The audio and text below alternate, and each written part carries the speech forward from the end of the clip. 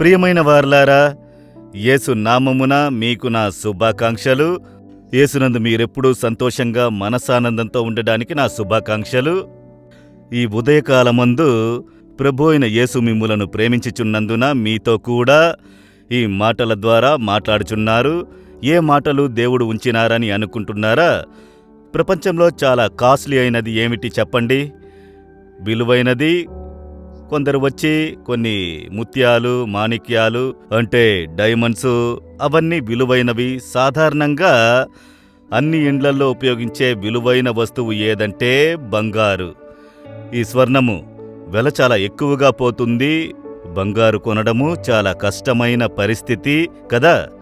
బంగారు అంతగా చాలా విలువైనదిగా మారింది, చాలా కష్టము. మీ ఇంట్లో ఒక 10 సవర్ల బంగారు ఉంటే గొప్ప విషయము అన్న విధంగా ఒక పరిస్థితి కలిగినది. కొందరు 100 సవర్లు ఉంచుకొని ఉన్నారు, కిలోల కొలది ఉన్నది. అది చాలా అతిశయంగా అనుకుంటారు, ఇంత బంగారము ఉన్నది అని. అయితే బంగారు కంటే విలువైనది ఒకటి మీ దగ్గర ఉన్నది తెలుసా మీకు? అదేమిటో తెలుసా మీకు? ఈ కీర్తనకారుడు చెబుతున్నాడు. 119వ కీర్తన 72వ వచనములో, వేల కొలది వెండి బంగారు నాణెముల కంటే దేవా నీవిచ్చిన ధర్మశాస్త్రము నాకు మేలు. వేల కొలది వెండి బంగారముల కంటే బంగారు వెండి అవే చాలా విలువైనవి. సాధారణమైన మనుషుల మధ్య కనబడే కార్యము. అది ఉంటే చాలా ధనవంతులని అనుకుంటున్నారు. అయితే బంగారు లేదండి, వెండి లేదండి, వేద గ్రంథం ఉన్నదనుకోండి, మీరే గొప్ప ధనవంతులు. ఎందుకంటే ఇది దానికంటే విలువైనది, బంగారు కంటే వెండి కంటే విలువైనది ప్రభు యొక్క వేదము. ఇది దేవుని మాట. అది సాధారణమైన పుస్తకం మాత్రమే కాదు, ప్రపంచంలోనే అధికముగా అమ్మబడుచున్న గ్రంథము వేద గ్రంథమే. ప్రపంచంలో అత్యధికముగా అనేక భాషలలో తర్జుమా చేయబడినది వేద గ్రంథము. ప్రపంచములోనే అధికముగా పుస్తకాలు దీన్ని చూసి వ్రాయబడినవి, లక్షలాదివి ఉన్నవి ఈ వేద పుస్తకము ద్వారా వ్రాయబడినవి. కనుక ప్రపంచంలో అధికమైన వారు అనుదినము చదివే గ్రంథము ఈ వేద గ్రంథము. ఎందుకంటే ఇది దేవుని మాట. మనుషులు వ్రాసినారనుకోండి, ఒకసారి చదువుతాము, తర్వాత అలాగే ఉంచుతాము, తర్వాత చదువుదామని.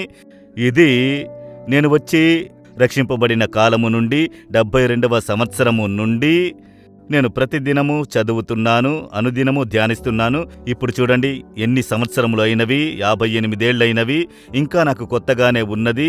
ఇంకా ఉదయమున నేను లేచిన వెంటనే చదవకపోతే అంతే. నాకు ఇది చదవంగా నూతనంగా ఉన్నది. ఎన్నిసార్లు చదివినా మళ్ళీ చదివినను నూతనంగా ఉన్నది. దేవుడు మాట్లాడుచున్నారు. ఎందుకంటే ఇది దేవుని వాక్యము, మీరు అనుగ్రహించిన వేదము, ప్రభువు మనకు వ్రాసి ఇచ్చిన మాటలు. అందుకని ఉదయమున లేచిన వెంటనే మొదట దీన్ని చదవండి, ధ్యానించండి, ప్రార్థన చెయ్యండి అని చెప్పుటకు కారణము. దీన్ని రుచించినారు అనుకోండి, మీరు చదవకుండా ఉండలేరు. ప్రతిదినము ఉదయము ఎక్కడికి వెళ్ళినను ఇది లేకుండా నేను ఉండలేను. ఇది ఉండాలి, నాతోనే ఉండాలి. ఇది నా పెట్టిలో ఉంచుకొని ఉంటానా? నేను చేతి సంచి పట్టుకుంటే అందులో నూతన నిబంధన ఉంటుంది. ఎయిర్పోర్టుకు వెళితే విమానంలో కూర్చుని దాన్ని చదువుతాను. మళ్ళీ ఎన్నిసార్లు చదివినాను, ఆశ తీరదు. అదే ప్రభు యొక్క వేదము. మీరు చదివి చూడండి, మీరు ధ్యానించి చూడండి, మీ జీవితంలో ఇదే ప్రధాన స్థానముగా మారుతుంది. కనుక దేవుని వేదమే పెద్ద పొక్కిషము. దాన్ని ప్రేమించి, దాన్ని చదివి, దానికి లోబడుటకు సమర్పించుకున్నారంటే మీకు మిక్కిలి సమాధానము కలుగును. ప్రభు యొక్క గ్రంథమును ప్రేమించు వారికి మిక్కిలి సమాధానము. యెహోవా ధర్మశాస్త్రమునందు ఆనందించుచు దివారాత్రములు దాన్ని ధ్యానించువాడు ధన్యుడు, అతడు చేయునదంతయు వర్ధిల్లును.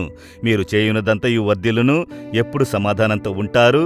ఈ వేదమును ప్రేమించి ధ్యానించినప్పుడు. ఈ వేదమును స్వతంత్రించుకుంటారా? మీకు ఈ గ్రంథము లేకపోతే ఒకటి తీసుకోండి. ఎక్కడ తీసుకోవాలి, ఎలా తీసుకోవాలి అంటే మాకు తెలియజేయండి.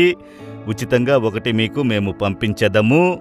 ఏ భాషలో కావాలో అది మేము పంపించెదము. ఇది దేవుని వేద గ్రంథము. దేవుని వాక్యమును ప్రేమించి ఆశీర్వాదములు స్వతంత్రించుకుంటారా? దేవా, మీ వేదము నాకు మనసానందము. వెండి బంగారు కంటే మీ వేదమే విలువైనది. ఇది నాతోనే ఉండాలి. ప్రతిదినము నేను చదవాలి, నేను లోబడాలి. నాకు సహాయం చేయుడి. యేసు నామములో ప్రార్థిస్తున్నాను. Amen, amen. Jesus redeems Telugu YouTube ఛానల్ను సబ్స్క్రైబ్ చేయండి. సబ్స్క్రైబ్ బటన్ను క్లిక్ చేయండి మరియు బెల్ బటన్ను నొక్కండి. ప్రతిరోజు కార్యక్రమ సమాచారం పొందండి.